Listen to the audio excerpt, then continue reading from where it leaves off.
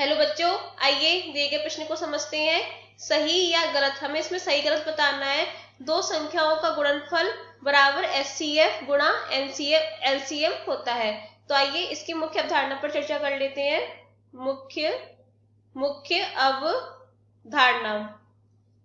इस कथन का तात्पर्य क्या होता है? जैसे हमारे पास दो संख्याएं हैं ए और बी, तो यहाँ पे हम क्या लिख सकते हैं? ए गुणा बी बराबर होगा ए कॉमा बी का एचसीएफ, ए कॉमा बी का एचसीएफ गुणा ए कॉमा बी का एलसीएम, ए कॉमा बी का एलसीएम।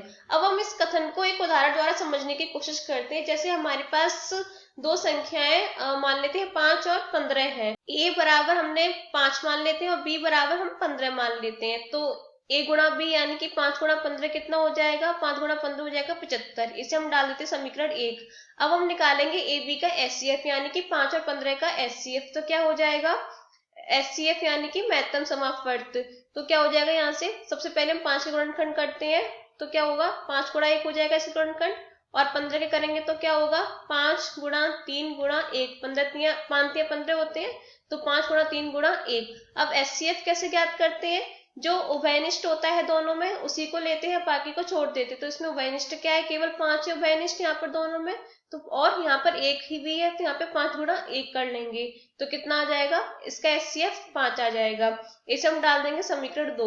अब हम एलसीएम ज्ञात करेंगे। एलसीएम क्या हो जाएगा इसका? 5 गुणनखंड करेंगे तो क्या हो जाएगा? 5 गुणा 1, और 15 के करेंगे तो क्या हो जाएगा? 5 गुणा 3 गुणा 1। अभी हमने ऊपर भी करे थे।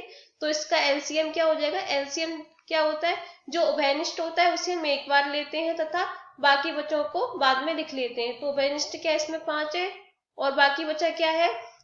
3, और उभयनिष्ठ यहाँ पर 1 भी है, तो हो जाएगा 5 गुणा 3 गुणा 1 बराबर कितना एलसीएम आ जाएगा इसका? 15 आ जाएगा।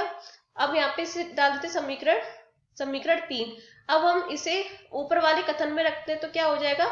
ए गुणा बी यानी कि 5 गुणा 15 कितना आया था? 75 आया था। 75 बराबर एचसीएफ कितना आया था? एचसीएफ हमारे पास आया था 5 और एलसीएम 15, और दोनों को गुणा करना है। 5 गुणा 15 कितना आ जाएगा? 75 बराबर 75। ये हमारा सिद्ध हो गया। तो हमें यही देखना था कि कथन सही है या गलत है। तो यहां से लिख सकते हैं दिया गया कथन सत्य है। सत्य है। आशा करते हैं कि आपको प्रश्न समझ में आया होगा। धन्यवाद।